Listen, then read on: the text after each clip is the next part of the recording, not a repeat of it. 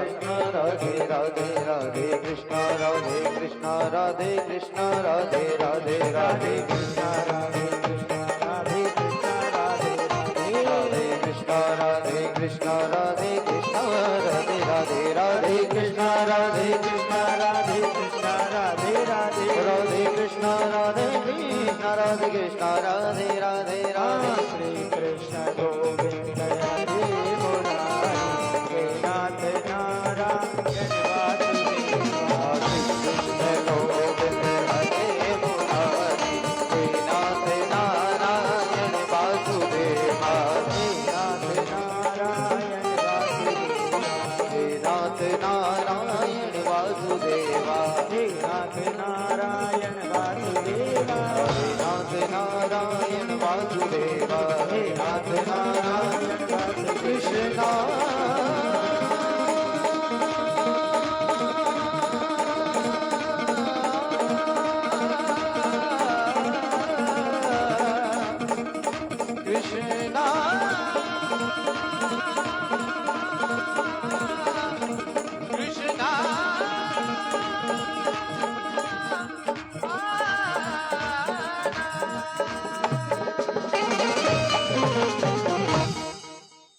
कृष्ण के बिहारी लाल की जय हो।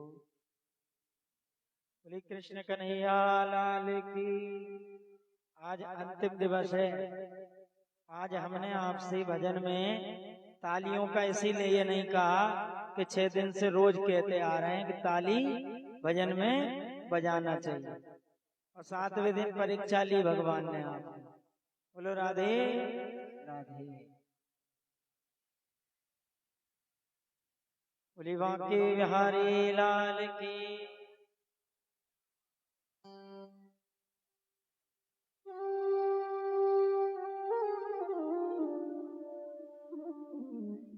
कल भगवान की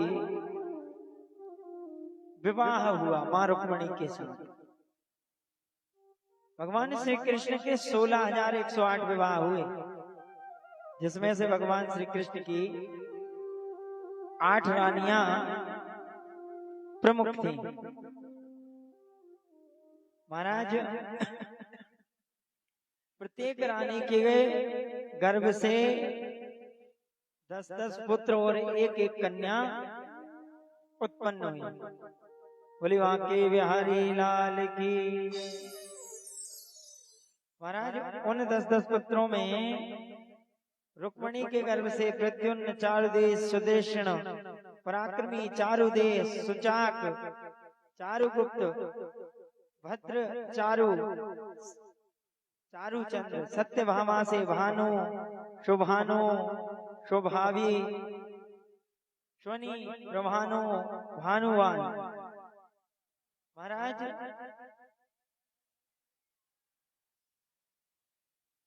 अगर एक विवाह का एक पत्नी का वंश का वर्णन करें तो भगवान श्री कृष्ण के वंश के वर्णन में ही 7 दिन लग जाए, क्योंकि इतने पुत्र और इतनी पुत्रियां उत्पन्न हुई।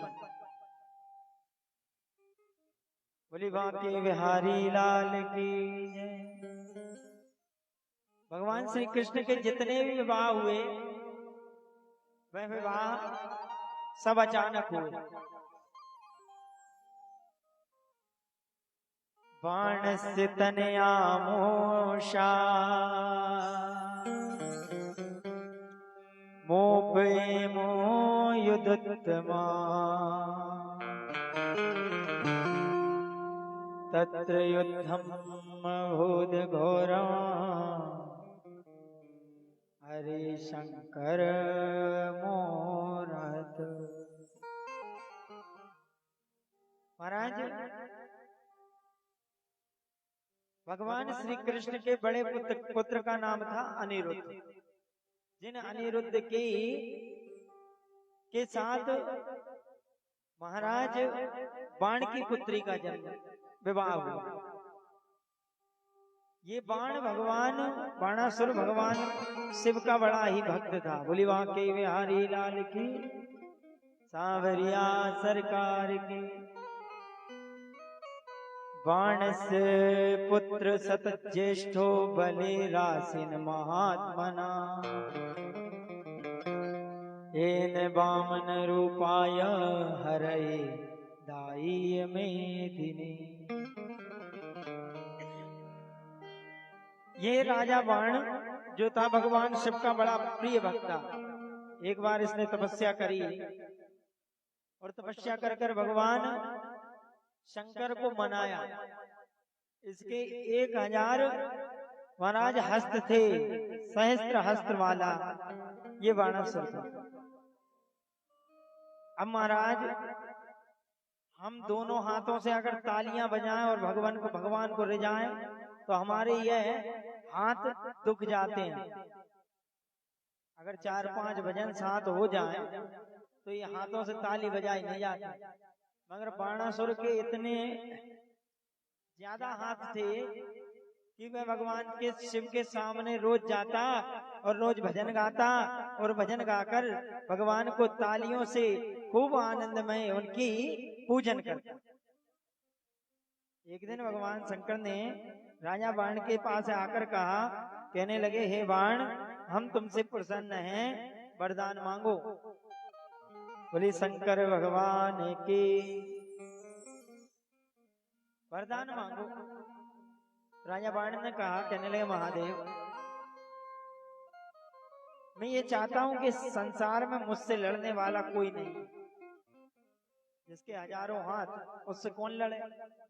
2 हाथों वालों से तो व्यक्ति जीत नहीं पाता। कहने लगे, मैं ये चाहता हूं कि मैं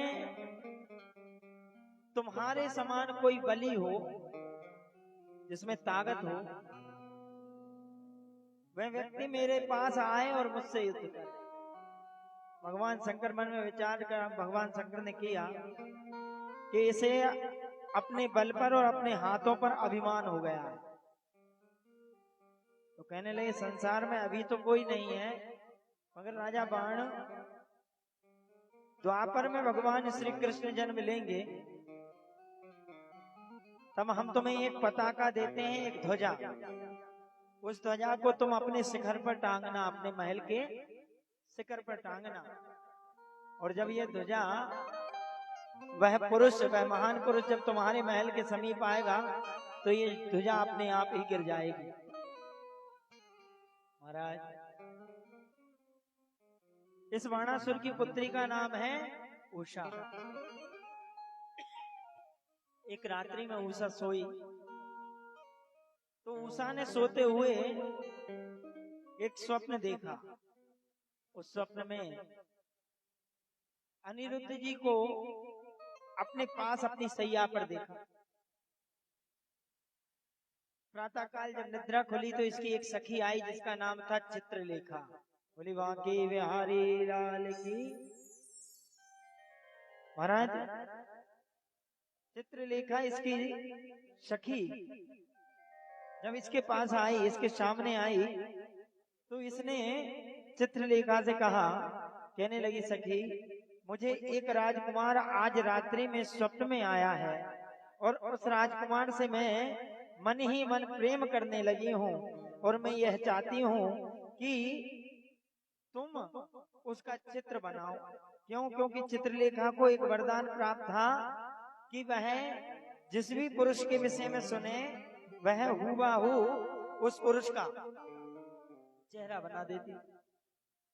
प्रत्येक राजाओं के, राजकुमारों के चेहरा इस चित्रलेखा ने बना बनाकर बताए।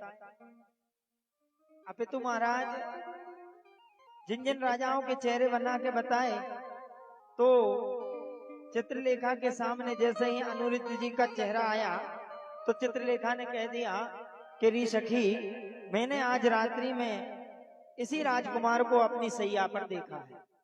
बोली बांके बिहारी लाल की। जब ये कहा, महाराज, चित्रलेखा कहती हैं, मैं सखी इसको तुम्हारे पास ला सकती हूँ। क्यों? क्योंकि मुझे ब्रह्मा ने वरदान दिया है कि मैं किसी को भी कहीं से भी अपहरण कर सकती हूँ। महाराज, उषा ने मन में विचार किया कि जब मैं उनसे प्रेम करने ही लगी हूँ तो क्यों न सखी तू उनको मेरे पास ले आ। आज रात्रि हुई है, अपनी सखी के मन की भावना को जानकर आज चित्रलेखा ने अर्धरात्रि के समय अनिरुद्ध जी के लिए खाट सहित उठाकर राजा बाण के यहाँ ले आए। प्रातः काल हुई। जब प्रातः काल हुई तो अनिरुद्ध जी की निद्रा खुली। अब निद्रा खुली, नींद खुली, तो नींद को खुलते ही अनिरुद्ध देखते हैं कि मैं सोया तो अपने यहाँ था मगर जागा किसी और के महल में हूं। मन में विचार कर रहे हैं ऐसा कैसे हो सकता है, शायद मेरा भ्रम है। एकदम से जाग कर बैठ गए और जैसे ही खाट पर एकदम से जाग कर बैठे तो वहां एक नव युवती भी दिखाई दी। उस देवी से पूछा, अनिरुद्ध जी ने कहने लगे, हे देवी आप कौन हो? तो उसने अपना परिचय बताया कि मैं राजा बाण की पुत्री हूँ और मैं तुमसे अत्यधिक प्रेम करती हूँ। बोली बांके बिहारी लाल की।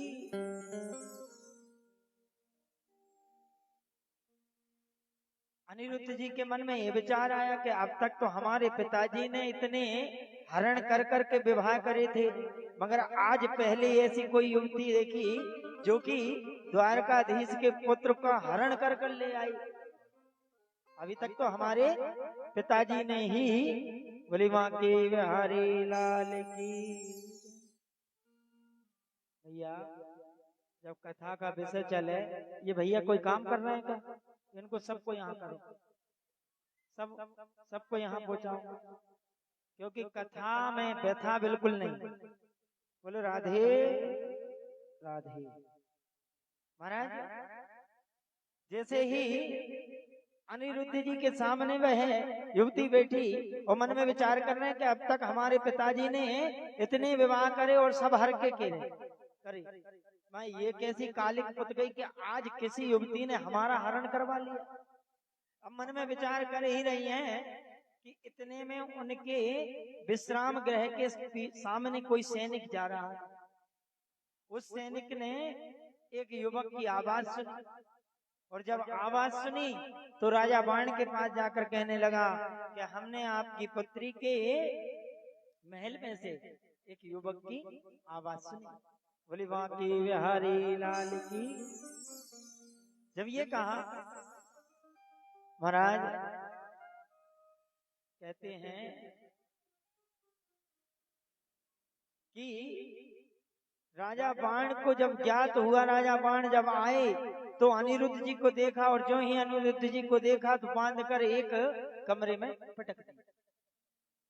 ये नहीं पूछा कि किसकी गलती, बांध कर पटक दिया।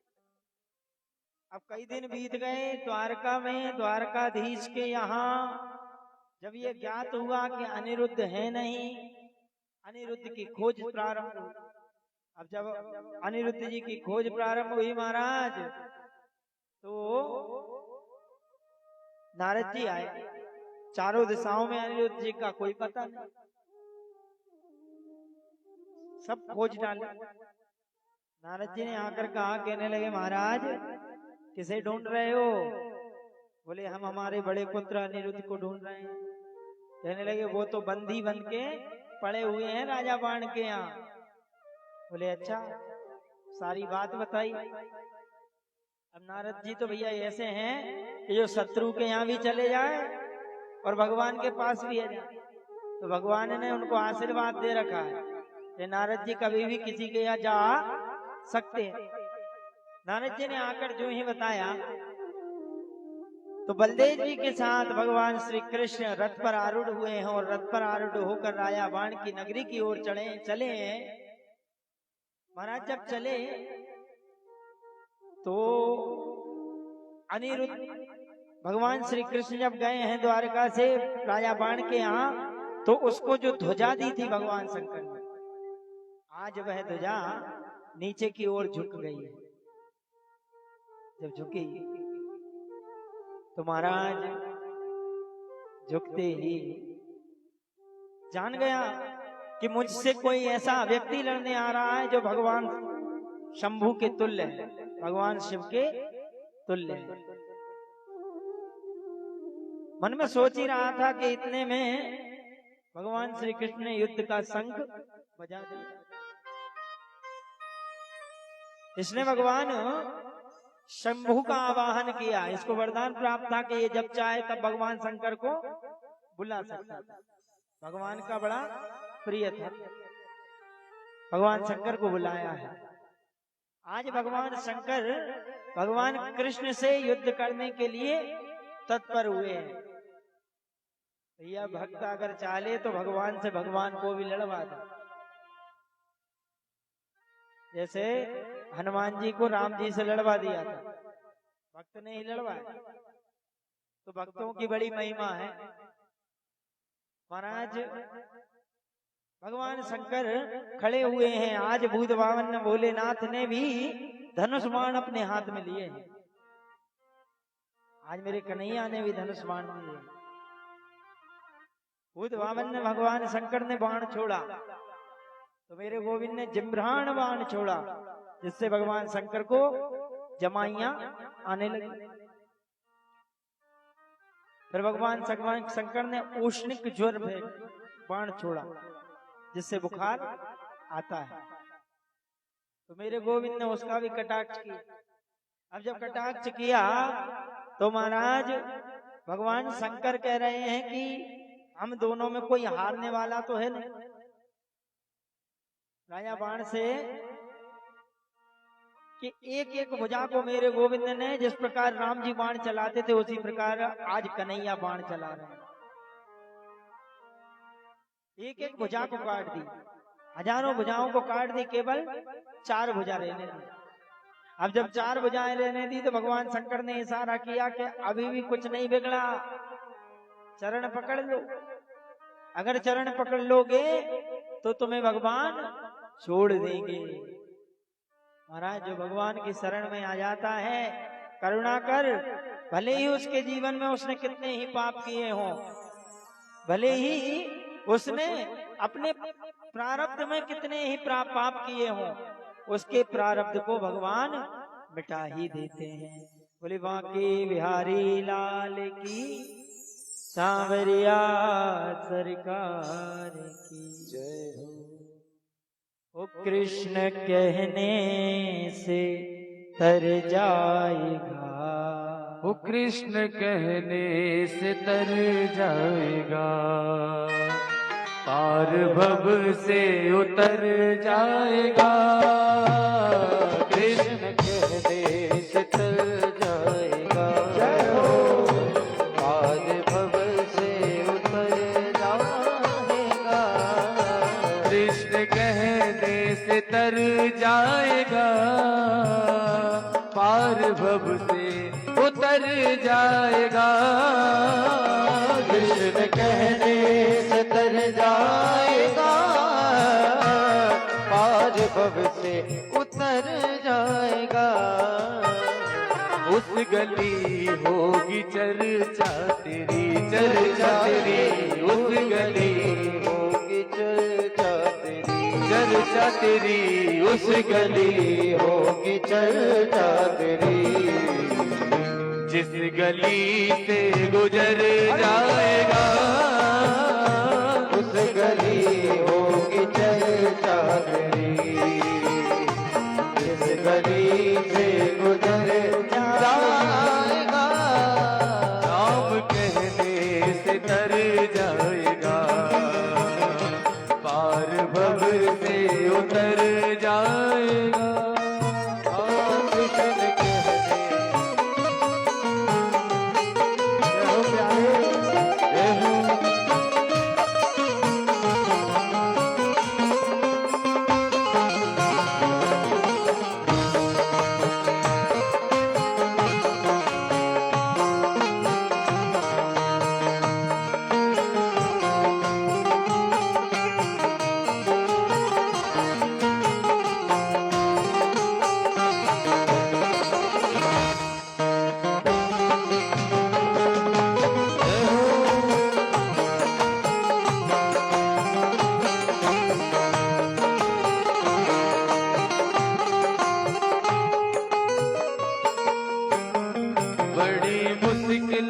से नर्तन मिला, कल न जाने किधर जाएगा। बड़ी मुश्किल से नर्तन मिला, कल न जाने किधर जाएगा। बड़ी मुश्किल से नर्तन मिला, कल न जाने किधर जाएगा। बड़ी मुश्किल से नर्तन मिला, कल न जाने किधर जाएगा। अपना दामन तो फैला जरा, अपना दामन तो फैला जरा। कोई दातार भर जाएगा। वो अपना दामन तो फैला जरा, कोई दातार भर जाएगा। नाम कहने से तर जाएगा, पार भव से उतर जाएगा। नाम कहने से उतर जाएगा, पार भव से उतर जाएगा।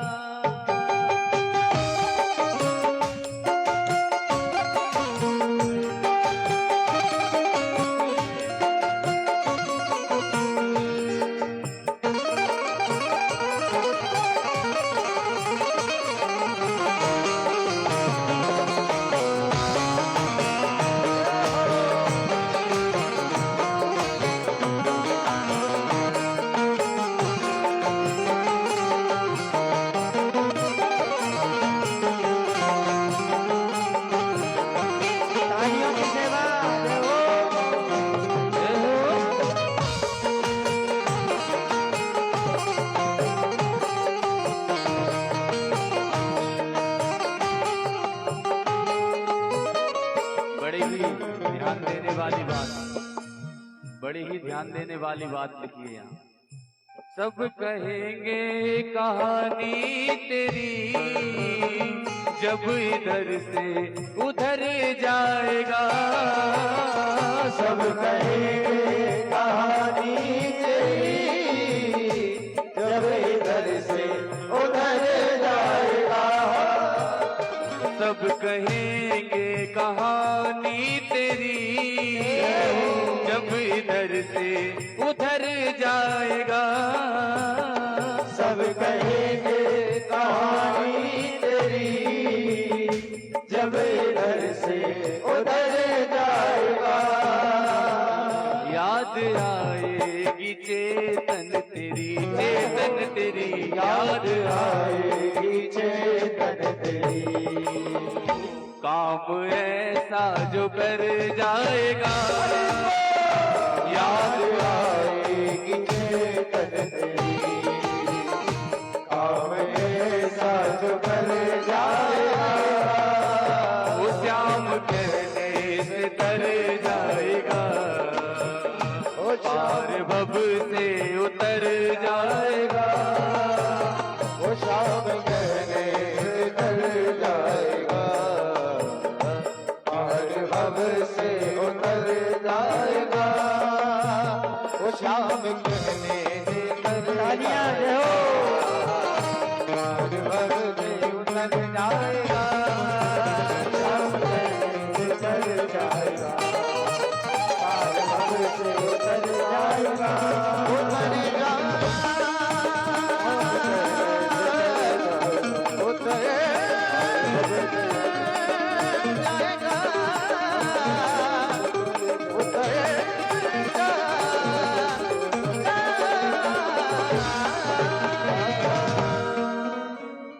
भोलेबांके बिहारी लाल की जय हो। महाराज भगवान कृष्ण ने क्षमा कर दिया। हर भक्त को चाहिए कि भगवान अगर हमें कोई दंड दें और हमें ये प्रतीत हो जाए कि हमने कोई गलत कर्म अपने जीवन में करे हैं, तो उस दंड से भक्त को सुधर जाना चाहिए। राजा बाण चरणों में गिरे हैं, भगवान ने क्षमा कर दिया है। उषा अनिरुद्ध का विवाह हुआ है। बोले बांके बिहारी लाल की। चित्रम बत देखेन प्रभु मुझे बता। चित्रम बतीत देखेन वपुषा युग पत पृथक। गृहेषु दृष्ट साहस्रम स्त्रियः एक उधावहत। एक दिन मन में विचार आया नारद जी के। नारद जी सोच रहे हैं कि भगवान श्री कृष्ण ने 16,108 विवाह करे।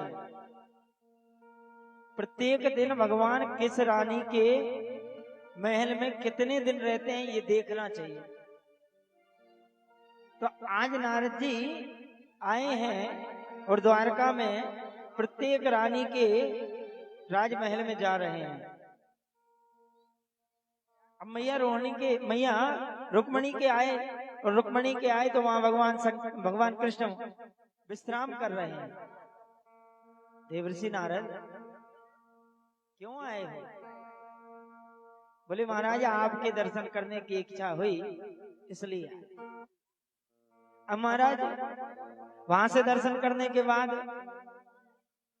यमुना मैया के यहाँ गए, कालिंदी के यहाँ। तो कालिंदी कक्ष में जो ही पहुंचे वहां पर भगवान श्री कृष्ण भोजन करते हुए दिखाए। अब भगवान श्री कृष्ण भोजन करते हुए दिखाए तो कहने लगे महाराज कैसे आना हुआ?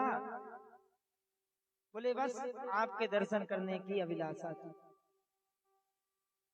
कालिंदी के यहाँ गए, जामवती के यहाँ गए, वहां भी भगवान श्री कृष्ण कोई ना कोई कार्य में रत मिले। कहने लगे नारद जी क्या बुराए गए, क्या हो गया है?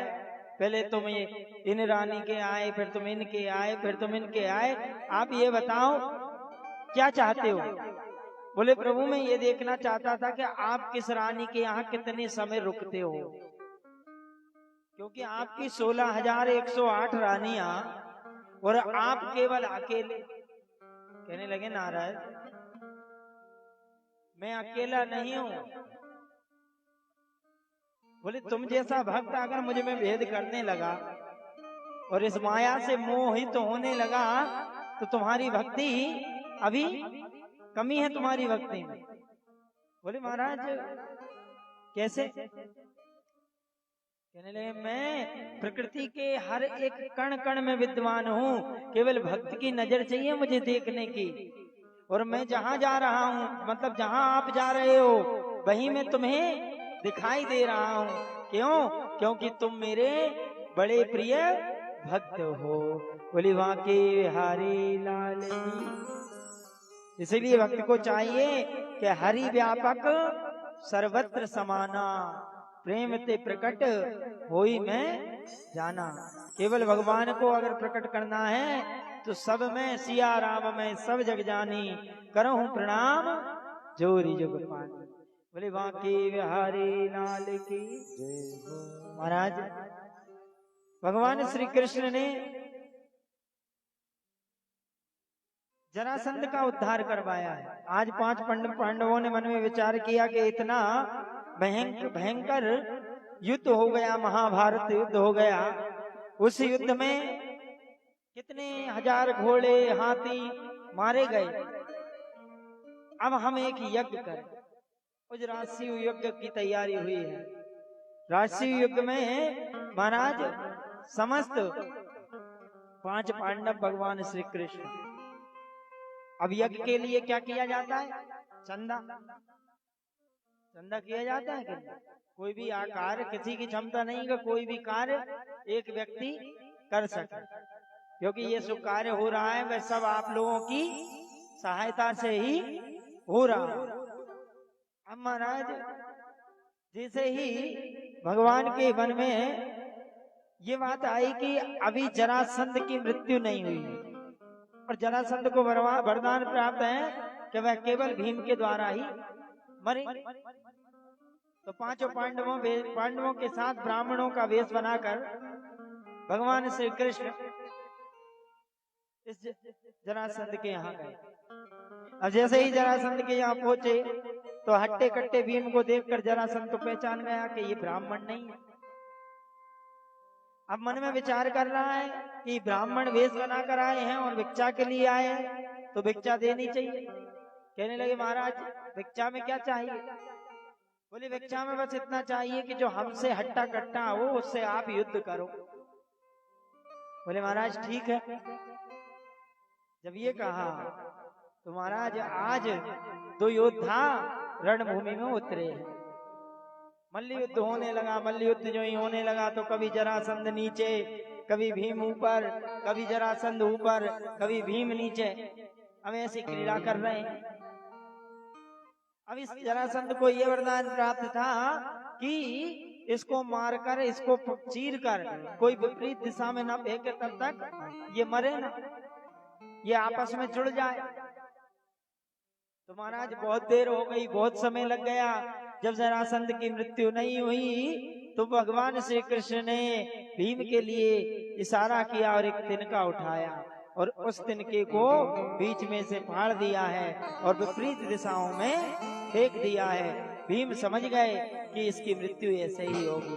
भीम ने पैर पर पैर रखा, चीर कर विपरीत दिशाओं में फेंका है। भगवान ने इसका भी गोविंदाय नमो नमः करवाया है। बोले बांके बिहारी लाल की, सांवरिया सरकार की जय। महाराज भगवान श्री कृष्ण ने अनेक दुष्टों का संहार किया, सिद्धियों को बताया, वर्णन किया। एक दिन की बात है, भगवान श्री कृष्ण और भगवान श्री कृष्ण के पुत्र पिकनिक मनाने गए। कहाँ गए? पिकनिक मनाने, घूमने। अब जब छुट्टी होती है तो छुट्टियों में जाते हैं पिकनिक मनाने। वैसे ही भगवान श्री कृष्ण ने अपने अपने पुत्रों से कहा, कहने लगे चलो हम कुछ दूर चलते हैं और वहां जाकर कुछ आनंद में भगवान का कीर्तन करेंगे। बोली बांके बिहारी लाल की। जब ये कहा तो भगवान श्री कृष्ण के साम अनिरुद्ध समस्त पुत्रों को लेकर गए। एक वन में विराजमान है कन्हैया, एक वृक्ष के नीचे लेटे हुए हैं। वहां पर उनके पुत्र क्रीड़ा कर रहे हैं, खेल रहे हैं। खेलते हुए पुत्रों को प्यास लगी तो वहीं एक के पास में कुआं था। उस कुएं पे भगवान श्री कृष्ण के पुत्र गए और जाकर जल पीना चाहा।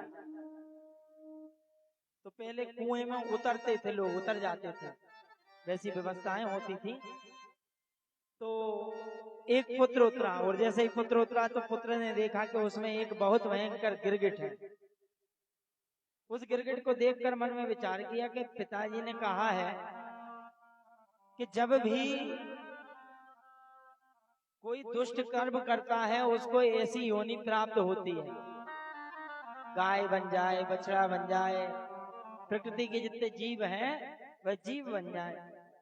तो न जाने ऐसा कौन सा पाप इस गिरगिट ने किया है, आज हम पिताजी से जाकर यह पूछेंगे।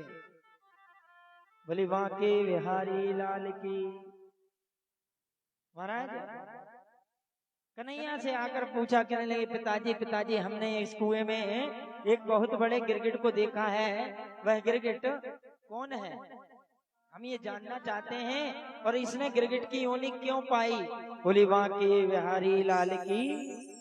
बोले राधे राधे। इसने योनि क्यों पाई ये हम जानना चाहते हैं। तब ये कहा तो भगवान श्री कृष्ण ने कहा, कहने लगे सांब ये राजा नृग हैं जो कि अपने जीवन में हमेशा इन्होंने धर्म ही धर्म किया है। तो पुत्र पूछते हैं पिताजी जिस राजा ने इतना धर्म किया उसे गिरगिट की योनि क्यों मिली, ये बताइए आप। कहने लगे बेटा कभी कभी अपराध नहीं भी करे व्यक्ति और उसके प्रारब्ध में अगर कोई पाप लिखा हो तो वह पाप होकर रहता ही है। इस राजा नग के ने अपने मन से कोई पाप नहीं किया। एक दिन की बात है, ये रब नित्य जब स्नान वंदन कर कर भगवान का पूजन वंदन कर कर अपने राजमहल में आता था, राजद्वार में आता था, तो उस राजद्वार में समस्त ब्राह्मणों को गौ दान किया करता था। क्या दान किया करता था? गौ। आज भी यह आया और आकर इसने एक गौ दान किया। अब जिस ब्राह्मण को वह गौ दान की, वह ब्राह्मण की गौ संध्या के समय उन्हीं गौओं में आकर मिल गई जो राजा के राजकोष की गौएं थी। एक दो दिन बाद फिर राजा ने वही गौ दूसरे ब्राह्मण को दान कर दी। अब महाराज जब दान कर दी तो जो ब्राह्मण था जिसे पहले वह गौ दान करी थी, वह ब्राह्मण लठ लेके पहुंच गया उस ब्राह्मण के पास कि तूने मेरी गौ चोरी करी है। तो ब्राह्मण कहने लगा, भैया मैंने चोरी नहीं करी, मुझे तो राजा नग ने यह गाय दान में दी है। जब ये कहा, महाराज कहने लगे कि दोनों ब्राह्मण लड़ते लड़ते राजा नग के पास पहुंचे। अब वो पहला ब्राह्मण कह रहा है, कहने लगे आपने महाराज ये गौ मुझे परसों दान करी थी, आज इसे कैसे? कहने लगे महाराज अब हमने आज इसे दान कर दी है तो अब ये गौ, इस गौ का अधिकारी यही हुआ, क्यों पंडित जी आपसे वह गौ संभाली नहीं गई। तो ये पहले ब्राह्मण को दान करी थी। उस ब्राह्मण से जब ऐसा कहा तो वो ब्राह्मण कहने लगा कि आपने हमसे झूठ कहा, आपने गिरगिट की तरह रंग बदला है राजा नग, इसलिए हम श्राप देते हैं कि तुम गिरगिट बन जाओ। बोली वाके बिहारी लाल की जय हो। तो कन्हैया कह रहे हैं, शाम अनिरुद्ध अपने जीवन में कभी भी किसी से द्वेष कर लेना, मगर ब्राह्मण और संतों की कभी अवहेलना मत करना। कलयुग की तो ये बात है भैया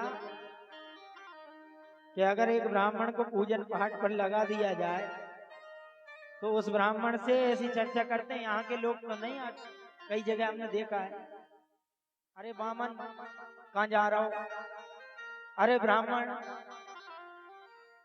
देव तुल्य बात नहीं। और बार बार ये गीता, श्रीमद् भागवत, नर्मदा पुराण, ये सब यही कह रहे हैं, विप्रधेनु सुर संत लीन मनुज अवतार, निज इच्छा निर्मित तनो, माया गुण गोपाल। अच्छा एक बात बताइए, विप्रधेनु सुर संत हित, इनके ही हित के लिए भगवान क्यों आए, औरों के हित के लिए क्यों नहीं आए? कारण यह है कि जो ब्राह्मण है, ब्रह्मणेति जानेति इति ब्राह्मणा, जो ब्रह्म को जानता हो वो ब्राह्मण। अपितु केवल वो सद्भाव से भगवान को अगर भजता है तो भी वो ब्राह्मण है। भगवान के 4 पुत्र कहे गए हैं, विप्र, धेनु, सुर और संत। सबसे छोटा पुत्र है वो है संत, और सबसे बड़ा पुत्र है वो है ब्राह्मण। ब्राह्मण के बाद विप्र, धेनु, फिर गाय, है ना, फिर सुर, सुरयानी देवता, और फिर संत। एक बार आप ब्राह्मण से कुछ अवहेलना कर दो, भगवान तनिक दिन आपके पापों को थोड़े दिन तो झेल लेंगे। आप गौ की अवहेलना कर दो, हो ही रही है, उसको भी भगवान पी रहे हैं। देवताओं की अवहेलना भी हो ही रही है। आज हम अगर भगवान की पूजन करते हैं तो भगवान से द्वेष भी करते हैं कई लोग। कैसे? कि जैसे कोई माता जी आई मंदिर पूजन करने और उनको देखते हैं रोज, अरे कहने लगे बड़ी भक्तन बनी फिरती। हम जानते हैं अब आप क्या जानते हो? आप भगवान से ज्यादा जानने वाले हो। भगवान कम जानते हैं, आप ज्यादा जानते हो। तो इससे देवताओं का भी अवहेलना, भगवान उसको भी सहन कर लेते हैं। विप्र, धेनु, सुर, मगर भैया जब जब संतों पर की अवहेलना हुई है, जब जब संतों पर किसी ने कुप्रभाव डाला है, जब जब संतों पर किसी ने लाठी उठाई है, तो मर्यादा पुरुषोत्तम ने भी धनुष बाण अपने हाथ में रख ही लिए हैं। भगवान ने अपने बाण इसीलिए रखे हैं कि चार का जो अहित करेगा उसे मैं नहीं छोड़ूंगा। रावण कोई इतना बड़ा नहीं था कि भगवान को इस धराधाम पे आना पड़ता, क्योंकि जो परमात्मा जन्म देता है वो परमात्मा उसको मिटा भी सकता है। बोले बांके बिहारी लाल की। कहने लगे राजा नग, तुमने ये जो गौ दी है और गौ देने के बाद तुमने गिरगिट जैसा रंग बदला है, इसलिए तुम गिरगिट हो जाओ। तो आज कन्हैया ने अपने पुत्रों को शिक्षा दी है कि कभी भी कोई संत, कोई ब्राह्मण, कोई गौ या कोई देवता तुम्हारे सामने आ जाए ना, तो तुम हमेशा अपने सर को झुकाकर बात करना। बोली बांके बिहारी लाल की जय हो। मगर आजकल की स्थिति ऐसी है कि अगर पंडित जी पूजन करने पहुंच जाए तो जजमान ही उन्हें ज्ञान बताने लगे। पंडित जी कहने लगे अगरबत्ती तो आपने लगाई, चाहे पंडित जी को अगरबत्ती और धूप बत्ती से एलर्जी हो, मगर अगरबत्ती नहीं लगाई। भगवान वहां भी देख रहे हैं आपके ध्यान को कि आपका पंडित जी की कमियों में गिनती गिनने के लिए तो पूर्ण श्रद्धा है, मगर जिन ठाकुर जी के पास बैठे हो, जिस भाव से बैठे हो, उस भाव से आप अगर 2 फूल भी चढ़ाओगे, जिस भाव से आप गलतियां निकाल रहे हो, तो ठाकुर जी उन भावों से वो 2 फूल भी स्वीकार कर लेंगे। और नहीं तो भैया दुर्योधन की मेवा त्यागी, आप भले हरि नाई, ऐसी स्थिति है। जब भगवान श्री कृष्ण दुर्योधन के पास आए युद्ध का निर्णय के लिए, कहने तुम किसके साथ रहोगे? बोले ये आप डिसाइड करो, आप बताओ, आप जैसा कहोगे वैसा करेंगे। कहने लगे आपकी सेना हमें दे दो। पांडवों ने कहा कन्हैया, अगर मुरलीधर आप हमारे साथ रहोगे ना, तो कितनी ही सेना दुर्योधन के साथ पहुंच जाए, हम भले ही 5 हैं, वो भले ही 100 की गणना से ऊपर है, मगर हमारा अहित नहीं हो सकता, ये हम जानते हैं। तो भक्त को भगवान पर ऐसा विश्वास होना चाहिए कि हे कन्हैया, हे मुरलीधर, हमारी बागडोर आप सौंप लो, हमें आप पर विश्वास है, और अगर हम आपके हैं तो हमारी नैया को आप डूबने नहीं दोगे। और जो भक्त, महाराज, जो भक्त ऐसा सोच लेता है ना, ठाकुर जी उसके साथ ऐसे ही करते हैं। पहले परीक्षा जरूर देते हैं कि मनुष्य कहता है कि हमारे जीवन में महाराज हम खूब पूजन करते हैं, पाठ करते हैं, मगर कष्ट ही कष्ट। वे कष्ट इसलिए दे रहे हैं परमात्मा कि तेरे झेलने की शक्ति कितनी है। तू झेल झेल कर कभी उनको उल्टा बुरा तो नहीं कहता। क्योंकि जब कोई कुम्हार किसी घड़े को मढ़ता है तो उसकी माटी को भी ठोकता है, पीटता है, और जब वह माटी घड़े योग हो जाती है ना, तब उस घड़े से वह बर्तन बनाता है। तो ठाकुर जी भी ऐसा करते। हम मट्टी स्वरूप में हैं, हमको दुख भी देंगे, कष्ट भी देंगे, हमारी परिस्थिति खराब भी करेंगे। और भैया जो भगवान के भरोसे अपनी नैया को डाल देता है, तारणहार केवट देव केवट, जिसने भगवान श्री राम के केवल चरणों को धोया है। राम जी जब नाव में बैठे तब केवट ने कहा, केवट से कहा, कहने लगे ये अंगूठी ले लीजिए। कहने लगे प्रभु मुझे ये उतराई नहीं चाहिए। बोले क्यों? बोले मुझे ये उतराई इसलिए नहीं चाहिए कि मैं यह चाहता हूं कि आज मैं तुम्हें इस गंगा से पार कर रहा हूं, आज मैं आपको पार कर रहा हूं, ये मेरा कर्ज है। मगर प्रभु जब मेरी भंवर में नाव फंस जाए ना तो आप भी मल्हार बनकर आना और मुझे भव सागर से पार कर दे। तो भक्त को ऐसा मानना पड़ता है। अगर भक्त केवट की श्रद्धा अपने हृदय में धारण कर लेना तो मनोहर बिहारी बनवारी स्वयं भगवान श्री कृष्ण उस भक्त को भव से पार करते हैं। बोले बांके बिहारी लाल की। महाराज जो राधा रानी पर विश्वास करता है, जो भगवान श्री कृष्ण पर विश्वास करता है, उस पर राधा रानी अपनी कृपा अपने आप ही बरसा देती हैं। लाडली अद्भुत नजारा तेरे वृंदावन में है, लाडली अद्भुत नजारा तेरे वृंदावन में है।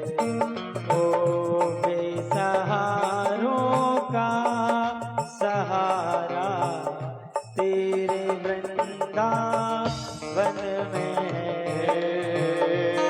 बेसहारों का सहारा तेरे वृंदावन में है। ओ लाडली अद्भुत नजारा तेरे वृंदावन में है। लाडली अद्भुत नजारा तेरे वृंदावन में है। हरि बोल, जय हो।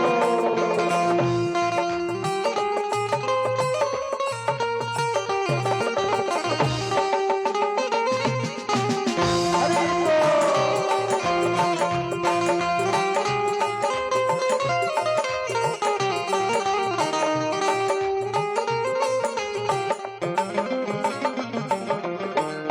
तेरे दर पे लग रही है भक्त जनों की डोलियां। तेरे दर पे लग रही है भक्त जनों की डोलियां। आ गया जय हो। आ गया वैकुंठ चारा तेरे वृंदावन में है। लाडली अद्भुत नजारा तेरे वृंदावन में है। तालियों की सेवा राधे राधे।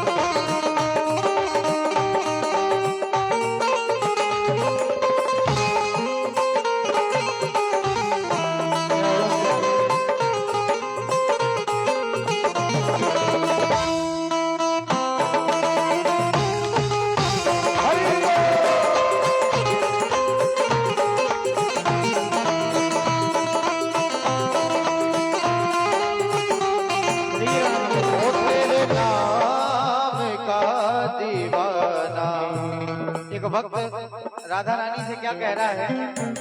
तेरे नाम का दीवाना तेरे दर को ढूंढता है।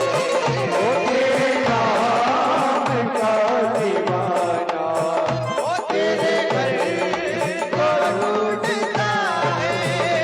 तेरे नाम का दीवाना तेरे घर को ढूंढता है।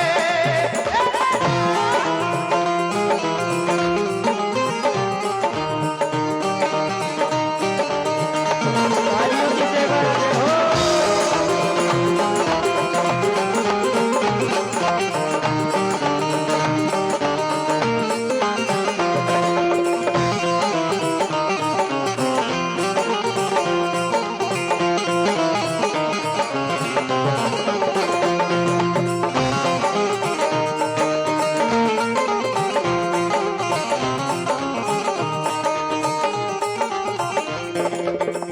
भानु की है लाडली तू श्याम की है प्राणेश्वरी।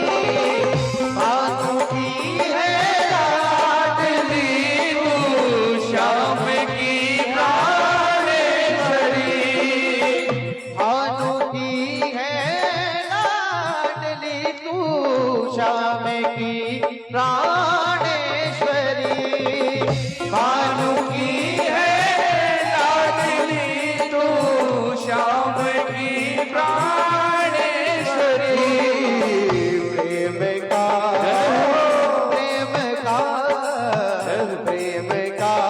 अद्भुत नजारा तेरे बरसाने में है। ओ लाडली अद्भुत नजारा तेरे बरसाने में है। ओ बेसहारों का सहारा तेरे बरसाने में है। बेसहारों का सहारा तेरे बरसाने में है।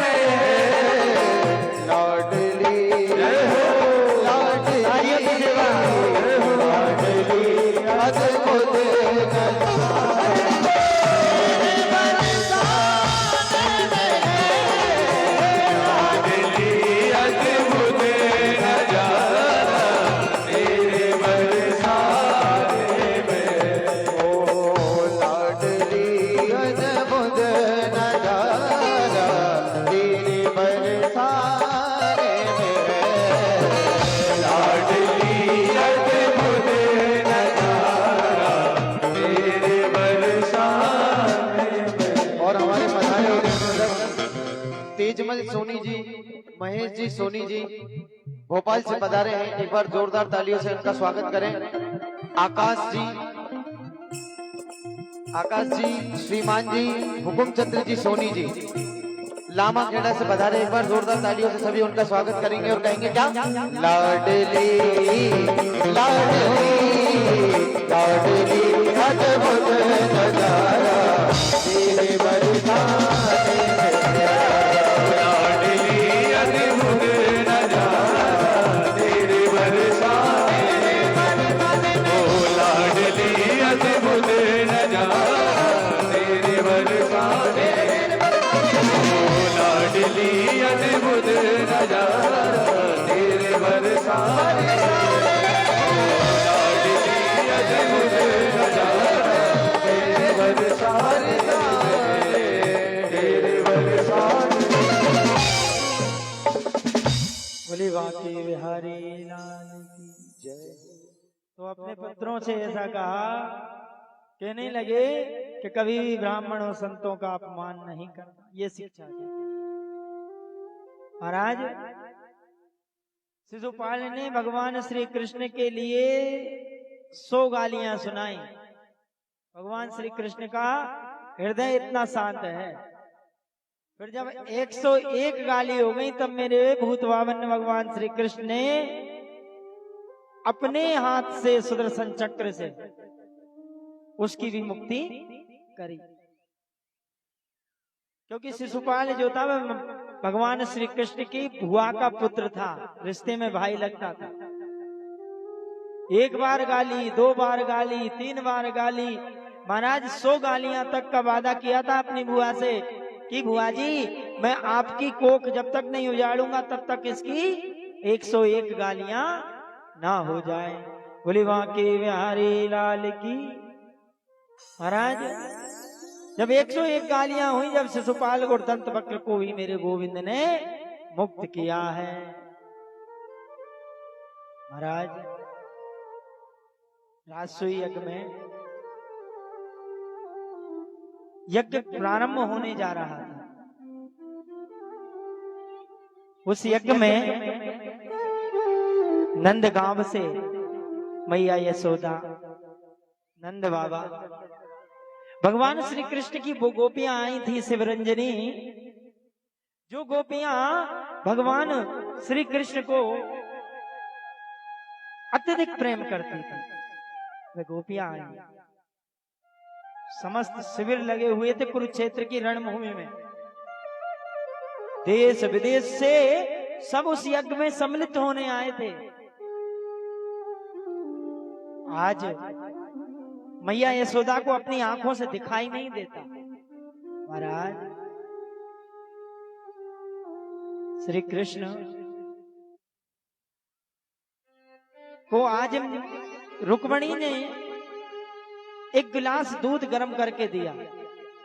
बोली बांके बिहारी लाल की।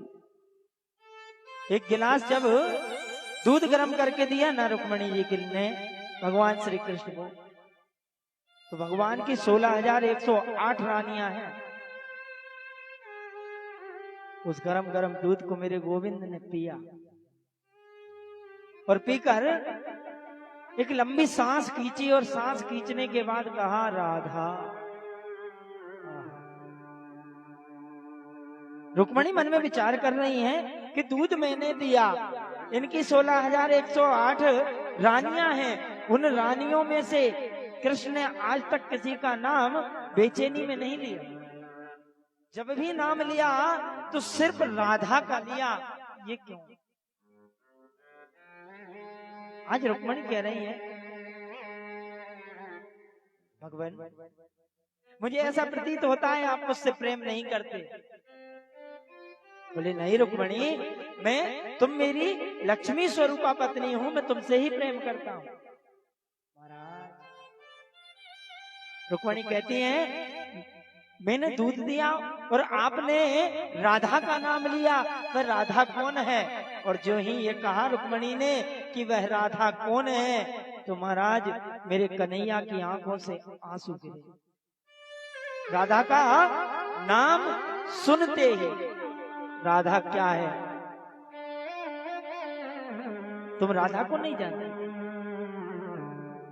जो मेरा है और वह राधा को नहीं जाने वो मेरा नहीं हो सकता। सौभाग्य की बात है वह राधा यहीं आई है। अगर तुम मिलना चाहती हो ना तो जाकर मिल लो। प्रातः काल हुई है, रुक्मणी जी बड़ी सुंदर सजी हैं, लक्ष्मी स्वरूपा है। मैं भी देखती हूँ राधा कितनी गोरी है, कितनी खूबसूरत है। मुझसे खूबसूरत तो नहीं होगी, मैं वैकुंठ पति की पत्नी हूँ। महाराज राधा जी के दर्शन के लिए रुक्मणी जी जाती हैं। राधा जी की का जहाँ शिविर है वहाँ 7 दरवाजे हैं और उस 7 दरवाजों पर जैसे ही प्रथम दरवाजे पे पहुंचती हैं तो लक्ष्मी को लक्ष्मी से और सुंदर स्वरूप वाली एक स्त्री उस दहली पर बैठी हुई नजर आती है। तुम राधा हो? नहीं, हम राधा नहीं है। अरे हम तो राधा जी की एक दासी हैं, दूसरी दहली पे जाती है। तुम राधा हो? नहीं, हम राधा नहीं है, राधा की हम दासी हैं। दूसरी दहली, तीसरी दहली, चौथी दहली, एक से एक सुंदर स्त्रियां मिल रही हैं, लक्ष्मी जी से भी खूबसूरत, बहुत गौर वर्ण वाली। महाराज मन में सोचती जाती हैं, जब इसकी दासियां इतनी सुंदर हैं तो इसका स्वरूप कितना सुंदर होगा। महाराज बड़ी भाव की कथा है। अगर इस भाव को जो जीव अपने हृदय में जागृत नहीं कर पाया ना, उसको राधा रानी की कृपा नहीं हुई है। जानो, एक देली, दो देली, तीन देली जैसे ही जाती हैं, एक से एक बढ़कर स्त्रियां सबसे पूछती जाती हैं, तुम राधा हो? बोले नहीं, मैं राधा नहीं, मैं केवल राधा की दासी हूं। सातवीं देवली जोरी पार करती हैं तो एक खाट है, एक खाट पर एक स्त्री शयन कर रही है और एक लाल दुपट्टा ओढ़े हुए है। उस स्त्री के समक्ष जाती हैं, वो पूछती हैं, क्या राधा तुम हो? तो वो स्त्री अपने सिर पर लाल ओढ़नी ओढ़े हुए है और सोते ही सोते कह रही है, रुक्मणी तुम आ गई। रुक्मणी की आंखें खुलती हैं कि अभी इसने वस्त्र मुख से हटाया ही नहीं और ये कह रही है कि रुक्मणी तुम आ गई। महाराज राधा के उस दुपट्टे को, उस ओढ़नी को रुक्मणी जी ने धीरे से सरकाया है। तो राधा ने अपने नेत्र खोले और रुक्मणी को देखा है, और जो ही देखा ना तो देखकर रुक्मणी जी ने भी राधा जी को देखा और राधा जी से पूछ रही हैं। राधा जी को देखते ही मन में बड़ा अचंभा हुआ। कैसा अचंभा कि राधा जी के सारे शरीर पर इतने बड़े बड़े फोले हैं, इतने बड़े बड़े। मन में विचार कर रही हैं कि जिसकी दासी इतनी सुंदर स्वरूप वाली और यह इतनी कुरूप, देवी तुम्हारी ये हालत किसने की? कहती रुक्मणी जी, अर्धरात्रि के समय जो गिलास भरकर दूध तुमने दिया था, वो दूध मेरे कन्हैया ने पिया और मैं उनके हृदय में विराजमान रहती हूँ। वो गरम गरम दूध पीते गए और मेरा सारा शरीर जलता गया। चरणों में गिर गई हैं कि राधा जैसा प्रेम, राधा जैसी पीड़ा इस संसार में कोई नहीं सह सकता। महाराज भगवान श्री कृष्ण के एक बड़े प्रिय मित्र हुए हैं जिनका नाम हुआ है सुदामा। सुदामा भी भगवान श्री कृष्ण के बड़े प्रिय मित्र थे। सांदीपनी मुनि के आश्रम में जब गए ना तो इन्होंने 64 दिनों में 64 कलाओं को सीखा था भगवान श्री कृष्ण। महाराज एक दिन की बात है, मैया ने कुछ चने दिए थे गुरु माता ने, उन चनों को खाया था सुदामा जी ने। जब सुदामा जी ने उन चनों को खाया ना तो उन्हें एक रोग लगा था, जिसे बोलते हैं दरिद्रता का। सुदामा जी दरिद्र नहीं थे, जो गरीबी होती है वह दरिद्रता होती है। महाराज ऐसे भगवान श्री कृष्ण के बड़े प्रिय मित्र हुए हैं जिनका नाम सुदामा हुआ है। महाराज जो चने खाए ना तो वो कोई चोरी करके नहीं खाए। सुदामा जी 3 काल की संध्या करते थे। जो गुरु माता ने जो चने दिए थे ना, वो चने कोई चोर किसी बूढ़ी माता के घर से चोरी कर कर इन सांदीपनी मुनि के आश्रम में टांग गया था। और जिस माता के वो चने चोरी हुए थे उस माता ने श्राप दिया था कि जो इन चनों को खाएगा वह दरिद्री हो जाएगा। तो सुदामा जी ये नहीं चाहते थे कि मेरा कन्हैया इन चनों को खाए और उस पर गरीबी आ जाए, इसलिए अपनी मित्रता को निभाते हुए आज मेरे गोविंद के मित्र ने चने खाए।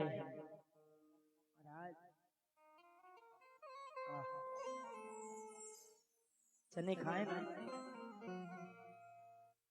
तो महाराज भगवान श्री कृष्ण तो द्वारका के राजा हैं, मगर यह है सदाचारी ब्राह्मण है। ब्राह्मण के 4 कर्म होते हैं, 6 कर्म होते हैं, खट कर्म ब्राह्मण के होते हैं। दान लेना, दान देना, यज्ञ करना, यज्ञ कराना, विद्या पढ़ना, विद्या पढ़ाना।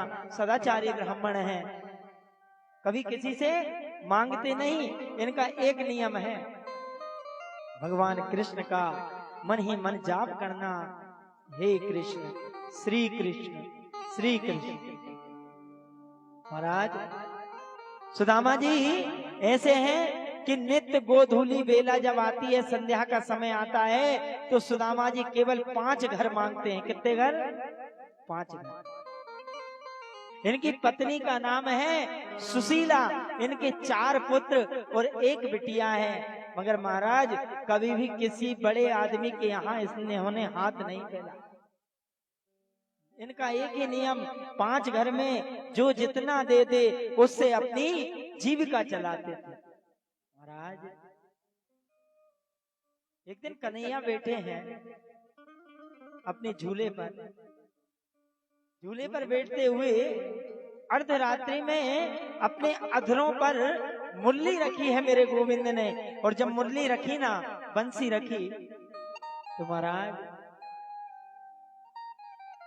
उस बंसी से एक ऐसी विदीर्ण तान निकाली है कि महाराज रुक्मणी जी आई जगकर, और जो ही जगकर आई तो रुक्मणी जी ने कहा, माधव आज तक हमने आपका इतना व्याकुल मन नहीं देखा, क्या कारण है कि आप इतनी विदीर्ण बंसी बजा रहे हो? आप कभी भी बंसी बजाते हो तो करुण भई राग बजाते हो, मगर आज इतनी विदीर्णता क्यों? कन्हैया कह रहे हैं, रुक्मणी प्रशांत भैया जहां कहीं हो आ जाए। रुक्मणी आज मुझे अपने मित्र की याद आ गई। मित्र की याद? ऐसा कौन सा मित्र है जिस मित्र को आप याद कर रहे हो? महाराज कौन सा मित्र है? कहने लगे, मेरा मित्र है जिसका नाम है सुदामा। सुदामा कोई देवता का नाम है? कहने नहीं, एक ब्राह्मण का नाम है जिसे मैं अपना मित्र मानता हूं। अच्छा, कहने तो फिर क्या कष्ट है उसे महाराज, ये बताइए। कहने लगे, उसे कोई कष्ट नहीं है, वो बस नियम का पक्का है, नियम का पक्का है। वो कभी भी 5 घर मांगता है, 5 घर से ज्यादा वो कभी 6वें घर जाता नहीं है, ये कारण है। बोली तो महाराज इसमें क्या कष्ट की बात है, ये बताइए। तो कह रहे हैं, बोली बांके बिहारी लाल की। महाराज कन्हैया, अगर तुम्हारा मित्र कष्ट में है तो क्यों ना उसके कष्टों को दूर कर दो आप। कहने लगे, लक्ष्मी जो भाग की देवी ने इस भाग में लिख दिया है ना, उस लेख को भी ब्रह्मा भी नहीं मिटा सकता, तो मैं कैसे मिटाऊंगा? बोले, भाग की देवी तो मैं हूं, मैं मिटा सकती हूँ। आज प्रातः काल हुई है, जब प्रातः काल हुई ना, तो महाराज लक्ष्मी जी ने मन में विचार किया कि सुदामा जी 5 घर मांगने जाते हैं। आज सुदामा जी के घर में 5 दिन से किसी ने अन्न का एक भी दाना नहीं खाया, इतनी गरीबी है। महाराज जब अन्न का दाना नहीं खाया तो लक्ष्मी ने मन में विचार किया कि आज जब भिक्षा के लिए जाएंगे ना तो किसी भी गृहिणी के हृदय में मैं दया का भाव डाल दूंगी, और जब दया का भाव डालूंगी ना तो सुदामा जी खाली हाथ नहीं लौटेंगे। माता लक्ष्मी ने योग माया के द्वारा पहले घर गए सुदामा जी, मात्र भिक्षाम देही, महाराज कुछ ना मिला। दूसरे घर गए, मात्र भिक्षाम देही, महाराज कुछ ना मिला। तीसरे घर गए, चौथे घर गए, पांचवें घर जाने को उद्यत हुए, मैया लक्ष्मी ने उस गृहिणी के हृदय में दया भाव जगा। अब जैसे ही दया भाव जगाया ना तो सुदामा जी ने कहा मात्र भिक्षाम देही, तो उस गृहिणी ने एक दोने में खीर भर कर लाई है, सुदामा जी के लिए दी। ये लीजिए ब्राह्मण देवता, ब्राह्मण देवता आप पाइए और आप आपके बच्चों को भी पवाना। अभी देखिए भाग्य की देवी का खेल। सुदामा जी उस खीर को लेकर चले हैं, और जैसे ही चले ना तो कोई राजा का कोई घुड़सवार आ रहा है, उस घुड़सवार ने सुदामा जी को जैसा धक्का मारा कि वह खीर नीचे गिर गई है, और जब वह खीर नीचे गिरी तो उस खीर को कोई कुत्ता आता है, श्वान आता है, और वो चाट के जूठा करके चला जाता है। लक्ष्मी कन्हैया से कह रही है आपने सच कहा था कि किसी के भाग्य को कोई मिटा नहीं सकता। आज मैंने चाहा कि सुदामा जी आज अच्छे से भोजन करेंगे, मगर उनके भाग्य में भाग्य की देवी ने ये कैसा लिखा है प्रभु, आप तो मिटा सकते हो, आप जाओ ना, मैं आपसे प्रार्थना करती हूँ आप जाओ। तो महाराज मेरे कन्हैया ने प्रातः काल होते ही ब्राह्मण का रूप धारण कर कर गए हैं, और सुदामा जी आज घर पर नहीं है। जब घर पर नहीं थे द्वार पर पहुंचे, और द्वार पर जब पहुंचे हैं सुदामा जी के तो सुशीला मैया है, दरवाजे की कुंडी बजाई है, और जैसे ही कुंडी बजाई ना कहा मात्र भिक्षाम देही, एक ब्राह्मण मैया तेरे द्वार पर खड़ा है। सुशीला जी आई हैं, कहती बाबा 6 दिन से मेरे बच्चों ने और मैंने एक अन्न का दाना नहीं खाया। बोले क्यों? बोले महाराज मेरे यहाँ सूतक है, कोई बेटा हुआ है कोई बेटी हुई है। हाँ महाराज मेरे यहाँ बिटिया हुई है, बिटिया का जन्म हुआ है। बोले बिटिया का? तुम तो बाहर घूम रही हो और कह रही हो बिटिया का जन्म हुआ है। बोले हाँ महाराज मेरे यहाँ सूतक नाम की दरिद्रता है, गरीबी है। ये किसका घर है? बोले महाराज मेरे पति का नाम है सुदामा। अरे वही सुदामा जिनके परम प्रिय मित्र हैं, जिनका नाम भगवान श्री कृष्ण है, द्वारकाधीश है, द्वारका के राजा है।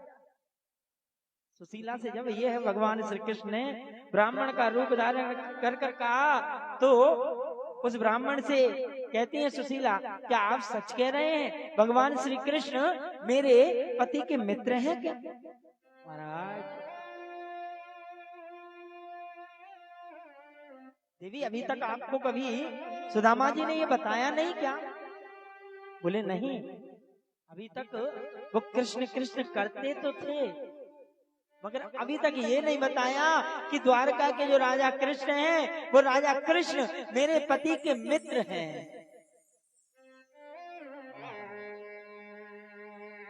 जब ये कहा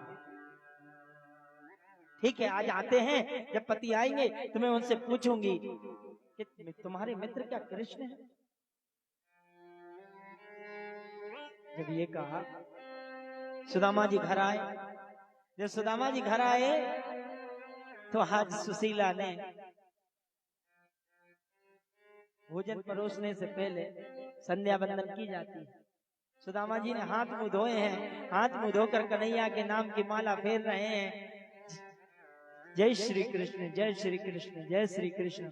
उच्चारण करते जाते हैं तो सुशीला बगल में आकर बैठ गई। कहने लगी आज एक ब्राह्मण आए थे, उन ब्राह्मण ने कहा है क्या भगवान श्री कृष्ण आपके मित्र हैं?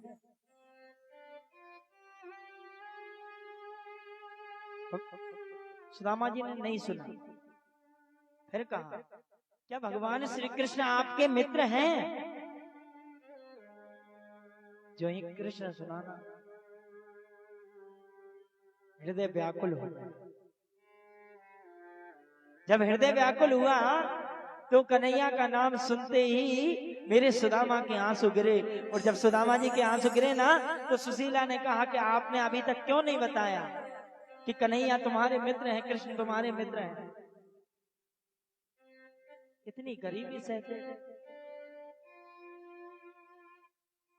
कहते हैं सुदामा जी तो मित्र तो है, मगर कभी ने उसने मुझे याद नहीं किया तो मैंने भी उसे याद नहीं किया।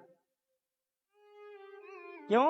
क्यों? अब वो द्वारका का राजा बन गया है और जब कोई बड़ा आदमी बन जाए, जिसके पास पैसे ज्यादा हो जाए ना, तो अभिमान के कारण शायद वो गरीबों को भूल जाता है। इसलिए मुझे भूल गया होगा।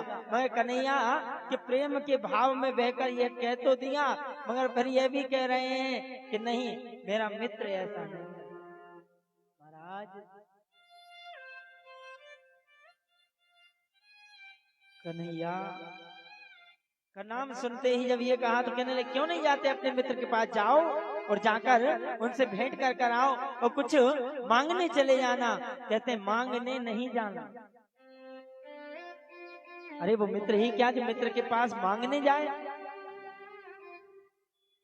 ठीक है आप मांगने नहीं जाते तो आप केवल मिलने चले जाना, बस मेरा काम इतना हो जाए। ये मन में सोच रही सुशीला ने ऐसा कह दिया। प्रातः काल हुई है और जो ही प्रातः काल हुई ना तो प्रातः काल होते ही सुशीला ने 4 घर से महाराज एक एक मुट्ठी चावल मांगे हैं। क्यों? क्योंकि सुशीला जानती हैं कि सुदामा जी इतने सदाचारी हैं कि वे अपना कष्ट अपने मित्र से भी नहीं करेंगे। और 4 घर के चावल 4 प्रकार के होते हैं। वो चावलों को जब कन्हैया देखेंगे ना तो कन्हैया को ध्यान आ जाएगा कि मेरे मित्र के घर क्या है और क्या नहीं है। महाराज एक फटी सी साड़ी में कोना फाड़कर उन 4 मुट्ठी चावलों को इकट्ठा किया है और इकट्ठा कर सुदामा जी के हाथ में दे दिया। बोले सुदामा जी आप जब कन्हैया के पास जाओ ना तो कन्हैया से जाकर बस मेरी एक बात कह देना, मैं एक ही बात कहना चाहती हूँ। मेरे मन को भाव को तुम्हारे मित्र अवश्य ही समझ जाएंगे। बोले क्या? एक पाक 1 माह 2 पाख में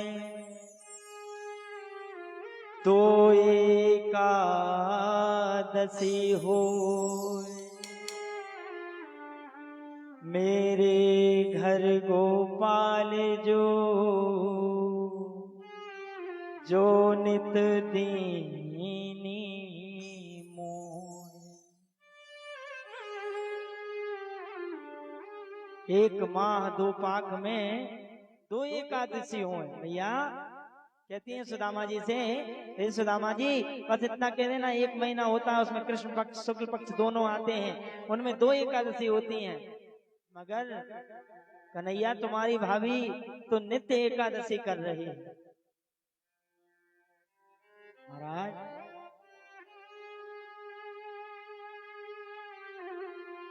सुदामा जी उस पोटली को लेकर चले हैं और जैसे ही चले ना तो महाराज द्वारका की ओर जा रहे हैं। कहीं पूरब की ओर चलते हैं, कहीं पश्चिम की, कहीं उत्तर की, कहीं दक्षिण की।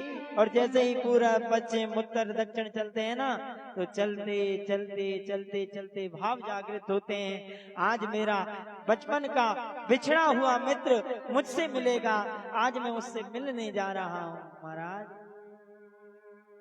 नंगे पैर हैं, फटी धोती है, पाँव की बिमाई फट रही है उन विवाहियों में कंकड़ गड़ते हैं, रक्तचाप होता है, कांटे गड़ते हैं, मगर भाव में कांटों के ऊपर से चले जा रहे हैं कि आज मैं मेरे अपने मित्र से मिलूंगा, मेरे कृष्ण से मिलूंगा।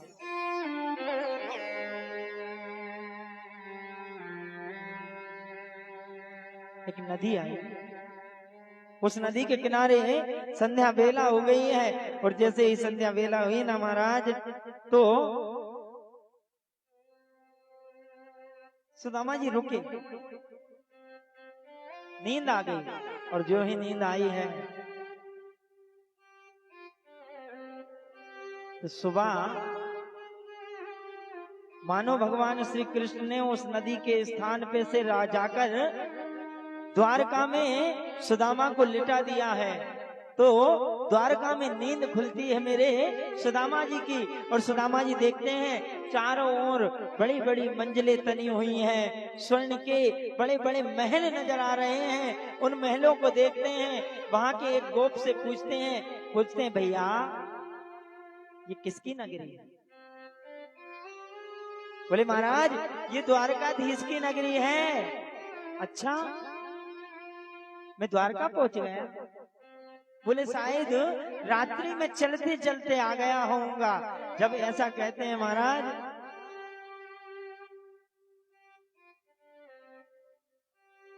सुदामा जी महल का रास्ता पूछते हैं, कहते हैं कि उन कृष्ण के, उन द्वारकाधीश के महल का रास्ता बताओ। वहां जाते हैं, प्यास लगती है, प्यास लगी तो वो रुके, और रुककर कुछ 4 लोग बैठे हुए थे, उन्होंने पूछा महात्मन कहाँ से पधारे हो? बोले महाराज मैं बहुत दूर से आया हूँ। किससे मिलने आए?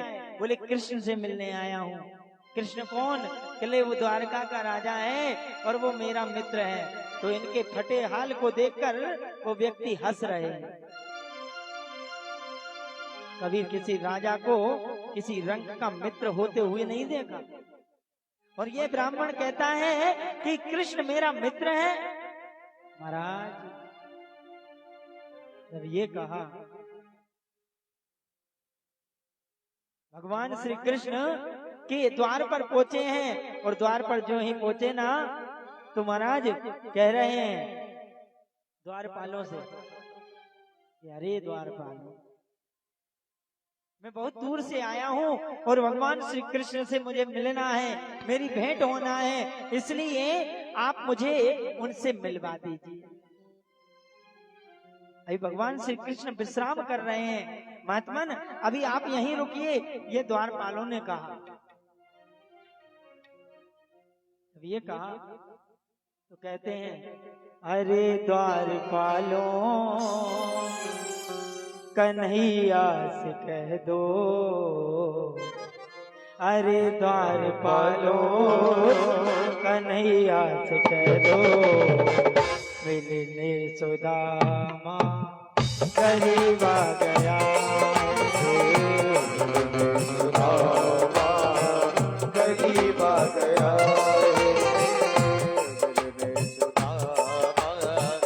करीब आ गया।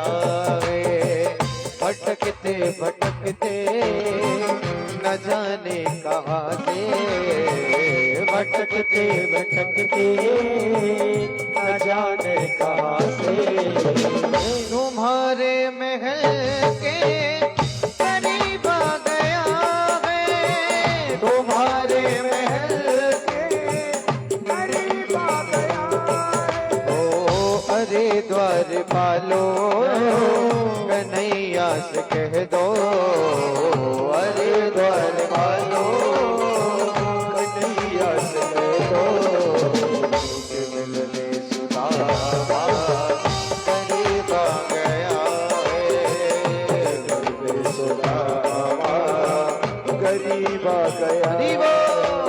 तालियों की सेवा, राधे राधे, जय हो।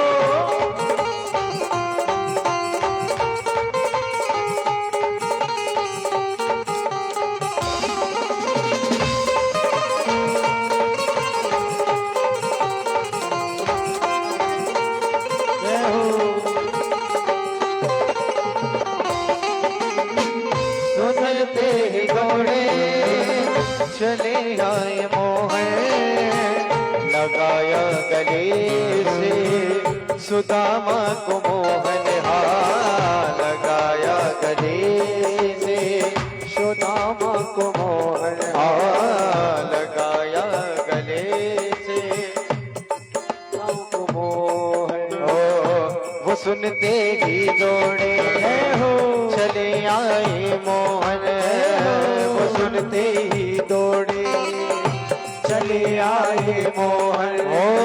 लगाया गले से सुदामा को मोहन, सुनते ही दौड़े चले आए मोहन, लगाया गले से सुदामा को मोहन, लगाया गले से सुदामा को मोहन। और हुआ रुक्मणी को बहुत ही अचंभा, हुआ रुक्मणी को बहुत ही अचंभा, ये मेहमान कैसा अजीब आ गया है, ये मेहमान कैसा अजीब आ गया है। अरे द्वार वालो कन्हैया से कह दो, अरे द्वार वालो कन्हैया से कह दो, मिलने सुदामा करीब आ गया है, मिलने सुदामा करीब आ गया है।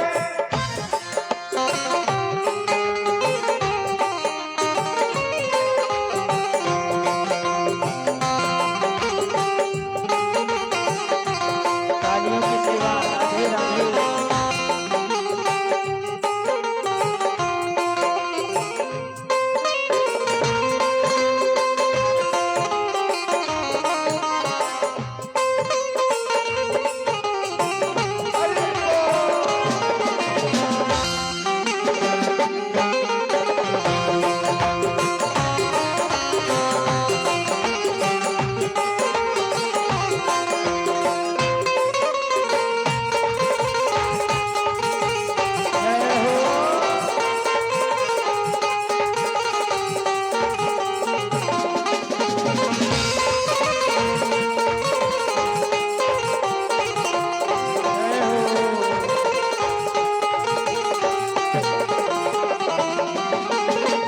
बराबर में अपने सुदामा बिठाए, बराबर में अपने सुदामा बिटाए, चरण आंसुओं से श्याम ने दुलाए, हो चरण आंसुओं से श्याम ने दुलाए, बराबर में अपने सुदामा बैठाए, बराबर में अपने सुदामा बैठाए, चरण आंसुओं से श्याम ने दुलाए, ओ बराबर में अपने सुदामा बैठाए, चरण आंसुओं से श्याम ने दुलाए, हो चरण आंसुओं से श्याम ने दुलाए। और बड़े ही भाव से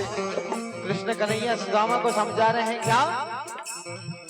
न घबराओ प्यारे जरा तुम सुदामा, न घबराओ प्यारे जरा तुम सुदामा, खुशी का समा तेरे करीब आ गया है, खुशी का समा करीब आ गया है। अरे द्वार वालो कन्हैया से कह दो, अरे द्वार वालो कन्हैया से कह दो, करीब आ गया करीब आ गया है। हाँ मिलने सुदामा करीब आ गया है, मिलने सुदामा करीब आ गया, करीब आ गया। और आज जैसे ही द्वार पर पहुंचे हैं, द्वारपालों से कहा हे द्वारपालों, हमें भगवान श्री कृष्ण के शिवरंजनी दर्शन करना है। जब ये कहा तो द्वारपाल जाते। जब द्वारपाल गए ना, जाने के बाद द्वारपालों ने भगवान कन्हैया के विश्राम गृह में प्रवेश किया। भगवान कन्हैया विश्राम गृह में विश्राम कर रहे थे। मधुसूदन से कहते हैं द्वारपाल जाकर, कहते महाराज एक भिखारी सा नजर आया जो कि आपसे मिलने की प्रार्थना कर रहा है। बोले भिखारी सा नजर आया, मुझसे मिलने की प्रार्थना कर रहा है। बोले भाग्य बिहारी लाल की, बोली सावरिया सरकार की, मुझसे मिलने की प्रार्थना। वो भिखारी कैसे लगा? बोले महाराज उसके जो तन पे कपड़े हैं ना वो फटे पुराने हैं। तो कहने लगे ये तुमने कैसे सोचा कि उसके फटे पुराने कपड़ों को देखकर तुम उसे भिखारी कह रहे हो? बोले महाराज भूल हुई, एक ब्राह्मण आए हैं। बोले क्या ब्राह्मण आए हैं? कौन, क्या नाम है उन ब्राह्मण देवता का?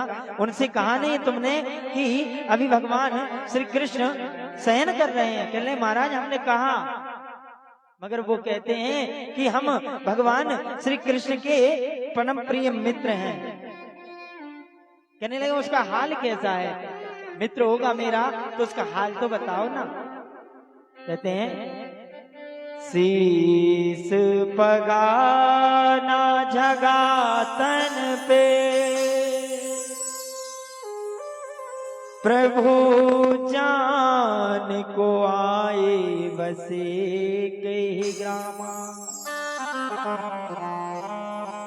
धोती फटी सी लटी दुपटी,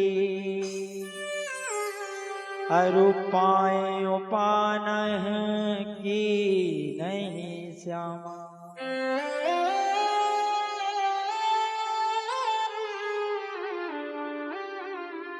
पूछत दीन दयाल को धाम, बतावत आपनो,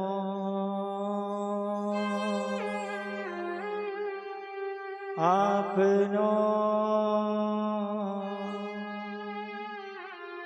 नाम सुदामा।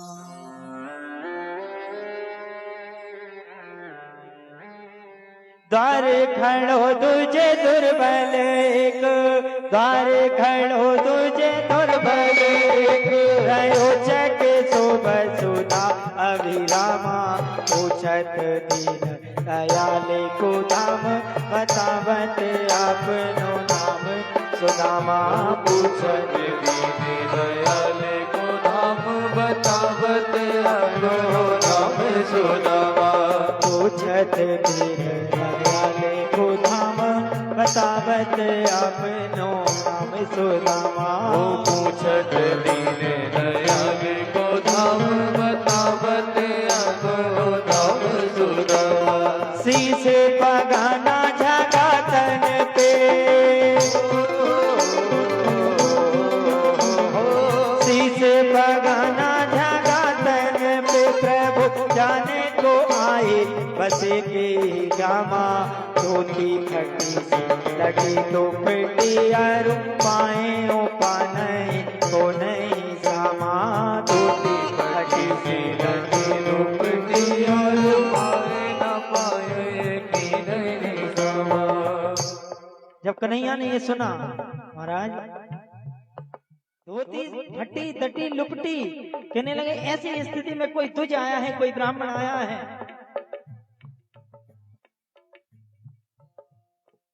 नाम सुदामा का सुनते ही तज नाम उलझा मिलने को व्याकुल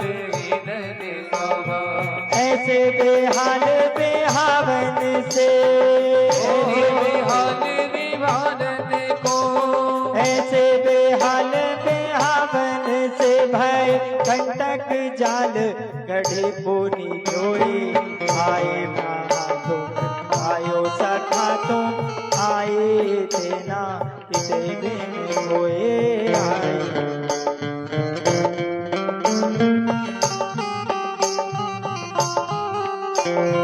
जैसे ही कन्हैया ने सुना कि ऐसा मेरा बचपन का मित्र आया है,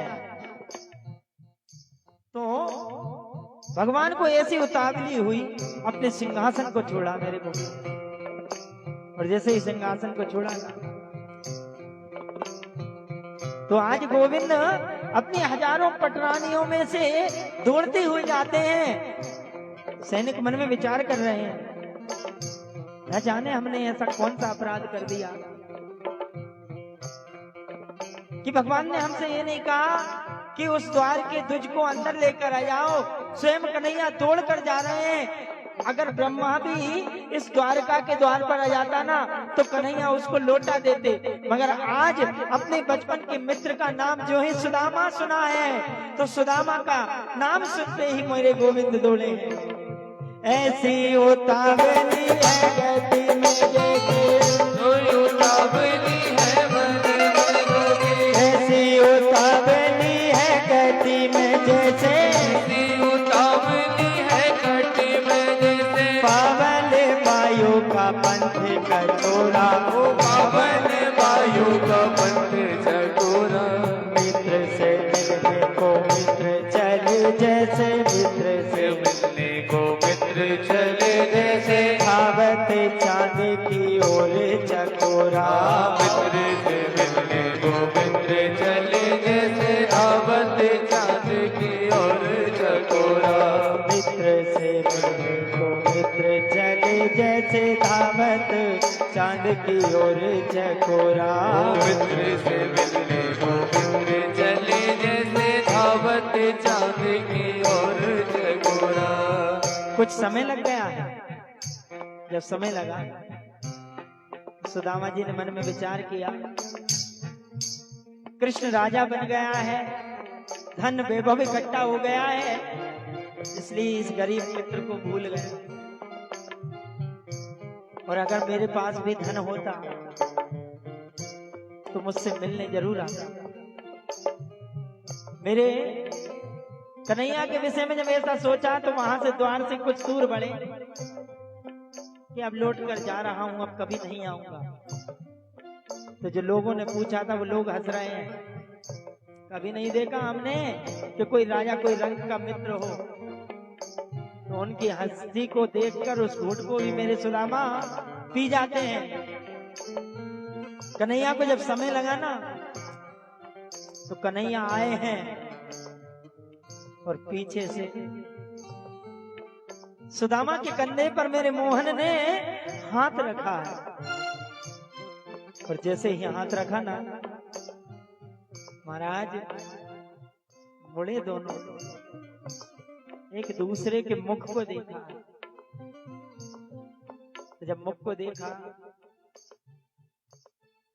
तो सुदामा जी की आंखों में आंसू आ गए कि कन्हैया को बचपन में देखा था, आज मैंने बड़े स्वरूप में देखा है। बहुत दिनों की बिछड़न है।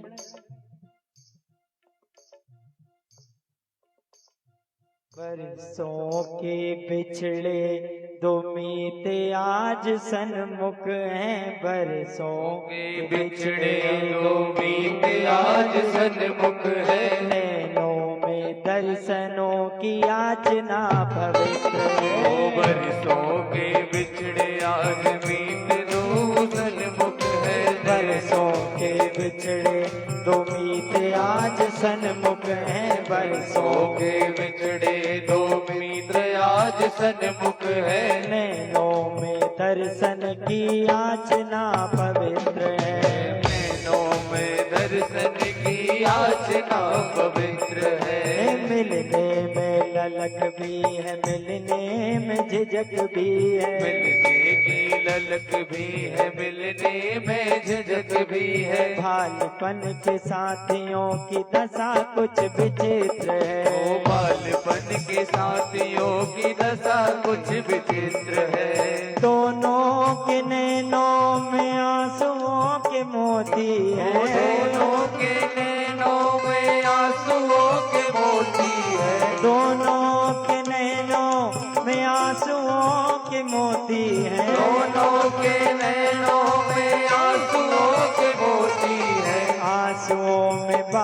मालपन की मित्रता का चित्र है, आंसुओं में मालपन की मित्रता का चित्र है। छोटा बड़ा ऊंच नीच राजा रंग कोई नहीं, छोटा बड़ा ऊंच नीच राजा रंग कोई नहीं, छोटा बड़ा ऊंच नीच राजा रंग कोई नहीं, छोटा बड़ा ऊंच नीच राजा रंग कोई नहीं। मित्र की धरा पे बस केवल एक मित्र है, मित्र की धरा पे बस केवल एक मित्र है। मित्र की धरा पे बस केवल एक मित्र है, मित्र की धरा पे बस केवल एक मित्र है, मित्र की धरा पे बस केवल एक मित्र है। कन्हैया ने सुदामा जी को अपने गले से लगाया है, लगा कर अक्रूर जी लाए हैं रथ को, रथ पर आरूढ़ हुए हैं। और जब रथ पर आरूढ़ हुए ना, कन्हैया के नेत्र सजल होते जा रहे हैं। हर एक व्यक्ति के जीवन में एक ऐसा मित्र अवश्य होना चाहिए जो कि अपना सुख दुख उससे कह सके, क्योंकि एक मित्र ही ऐसा होता है जिससे व्यक्ति अपने दिल की हर बात कह सकता है। एक बार वह व्यक्ति अपने पत्नी से भी वह बात छुपा लेगा, मगर मित्र से वह हर एक बात कहता है। महाराज कन्हैया गए हैं, कन्हैया ने जिस सिंहासन पर मेरे गोविंद बैठते हैं उस सिंहासन पर आज कन्हैया ने सुदामा जी को बिठाया है। महाराज जब सुदामा जी को बिठाया ना, तो सुदामा जी को बिठाते ही रुक्मणी से कह रहे हैं कि रुक्मणी इतने बड़े ब्राह्मण आए हैं हमारे यहाँ, उन ब्राह्मण का स्वागत नहीं करोगे? एक बार ब्रह्मा भी आ जाता तो मेरे कन्हैया पैर नहीं धोते, ऐसे ब्राह्मण कि मैं पैर धुलना चाहता हूँ। मेरे गोविंद ने एक परात बुलवाई है, एक जल का लोटा बुलवाया है रुक्मणी को। रुक्मणी तनिक देर लगा दी रुक्मणी ने, जैसे ही रुक्मणी ने देर लगाई ना, ऐसे बेहाल बेहावन से भय, ऐसे बेहाल बेहाल से भय, कंटक जाल गढ़े पुनि जोए, ओ कंटक जाले गढ़े बनी धोए, हाय महादुख पायो सखा तुम आए, इतना इते दिन खोए, हाय महादुख पायो सखा तुम आए, इतने किते दिन खोए।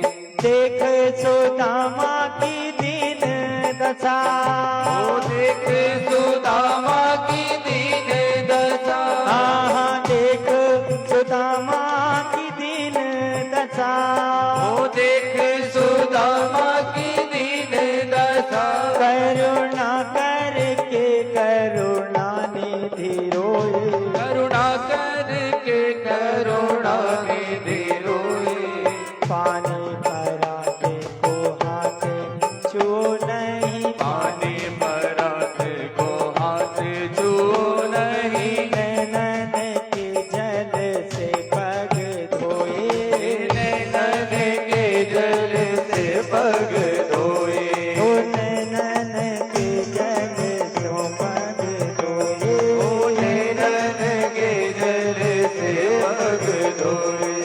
कहते हैं सुदामा जी तुमने इतने दुख पाए, अरे तुमको तनिक पहले आना था। मेरे कन्हैया ने उनके चरणों की तरफ जब देखा ना, तो रक्तचाप हो रहा, खून आ रहा है। मेरे गोविंद ने सुदामा जी के पैरों को उठाया और अपने मुख को उनके पैरों के पास ज्यों ही ले गए, तो उनमें जो बड़े बड़े कांटे लगे थे उन कांटों को अपने मुख से निकाल रहे हैं, रोते जा रहे हैं। रोते रोते रोते रोते मेरे कन्हैया ने सुदामा जी के पैरों को धुल लिया है। महाराज सुदामा जी को बढ़िया वस्त्र पहनाए, स्नान कराया, ध्यान कराए। और जब स्नान ध्यान कराया ना महाराज, बस कुछ ही समय की कथा और है, 20 मिनट की। स्नान कराने के बाद पूछा, सुदामा जी आपका विवाह हो गया? बोले हाँ। मेरी भाभी ने कुछ भेजा होगा, तो वह उस पोटली को सुदामा जी शर्म के कारण अपनी बगल में दबा रहे हैं। झट से कन्हैया ने उस पोटली को छिना लिया है। पोटली जब ली ना, तो सुदामा जी को बात याद आती, ये पोटली जब दी थी तो तुम्हारी भाभी ने एक बात कही थी। बोले क्या? मुझसे ये कहा था कि जब तुम कन्हैया को ये पोटली दो तो उनसे ये कहना, 1 मास 2 पाख में 2 एकादशी होए, मेरे घर गोपाल जो नित दीनी मोय। महाराज भक्ति क्या जो श्री कृष्ण और सुदामा की मित्रता की, इस कथा को सुनकर द्रवीभूत ना हो जाए। भगवान कृष्ण का हृदय व्याकुल हो गया कि मेरी भाभी इतने कष्ट में है। तो मेरे कन्हैया कहते हैं, सुदामा जब तुम जाओ ना तो मैं भी एक बात कहता हूँ, भाभी से वह कहते हैं ना। बोले क्या? होनी थी सो हो गई, सुना सुना नहीं, होनी थी सो हो गई, अब ना ऐसी होए, और भाभी तेरे द्वार पे नित्य द्वादशी होए। भाभी होनी थी सो हो गई, अब ना ऐसी हो।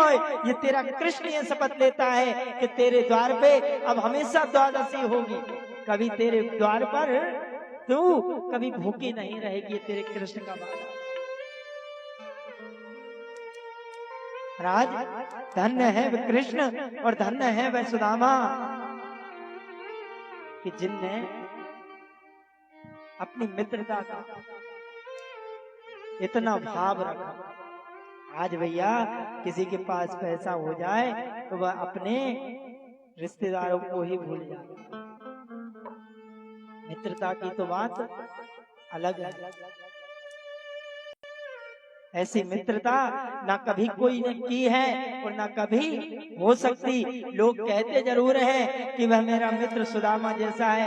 अरे सुदामा का जो आगे का शब्द है ना, उसकी भी हम बराबरी नहीं कर सकते। मित्रता केवल श्री कृष्ण और सुदामा है। महाराज